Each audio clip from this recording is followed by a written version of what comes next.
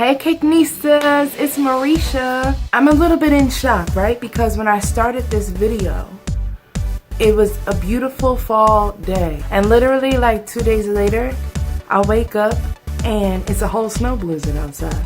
With that said, this video couldn't come fast enough because it's sweater weather. It's sweater weather, sweater weather, woo. It's sweater weather, sweater weather, woo. It's sweater weather, that's the reason. It's sweater weather, that's the season. I've been wanting to do a sweater cake forever, for like the past 2 years, for the past 2 Christmases. I just never got around to it. So instead of doing a fondant cake like I was initially gonna do, I decided that I should do a buttercream cake. That way, if you guys aren't comfortable with fondant, hopefully you'll be comfortable with frosting, because this does take a lot of piping technique.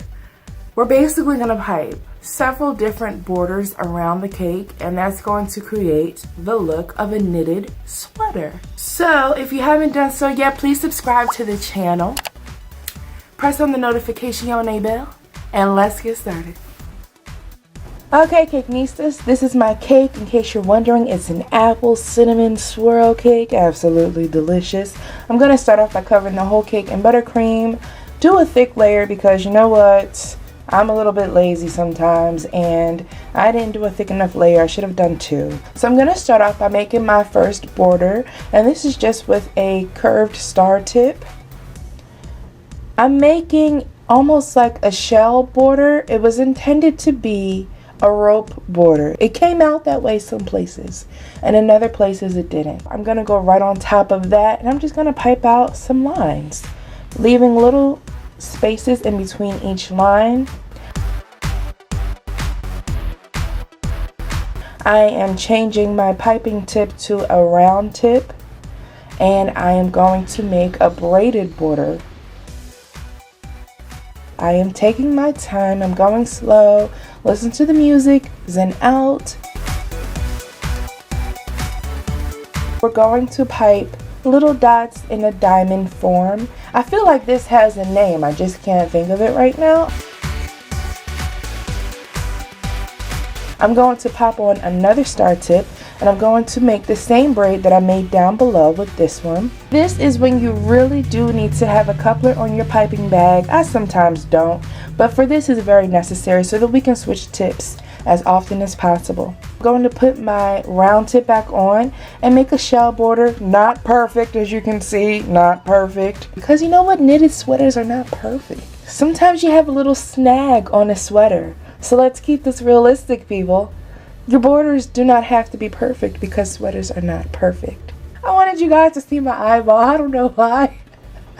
Just to let you know that I was really there. I was up in there. I'm putting the first star tip that I had on before down below, and I'm going to pipe an actual shell situation. You don't have to stick to these borders. You can do as many or as little as you would like to.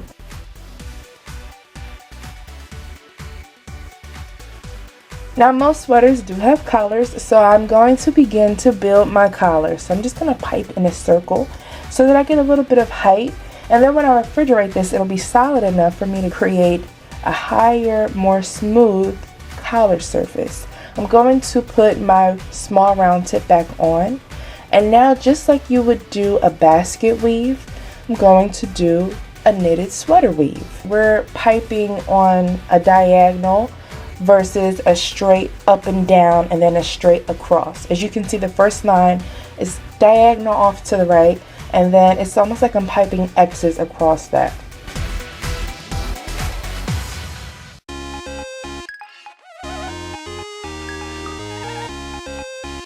So once I do the collar, I'm going to continue to close in on my sweater with borders that I've already done.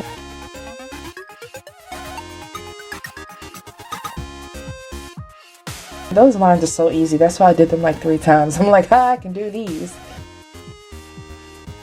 Then we're going to make strings for our sweater by piping 2 lines going up the cake. And then I took some mini marshmallows. I just rolled them a little bit and I stuck them on there. That's the cake. I hope that you guys enjoyed this video. Comment below what you would like to see next. Couture in a sweater cake. Bye guys.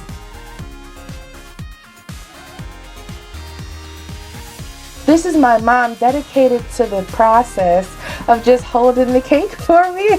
She didn't have to roll her eyes. I don't understand. I know it was raining. It was a tough time. I hope that you guys enjoyed that video.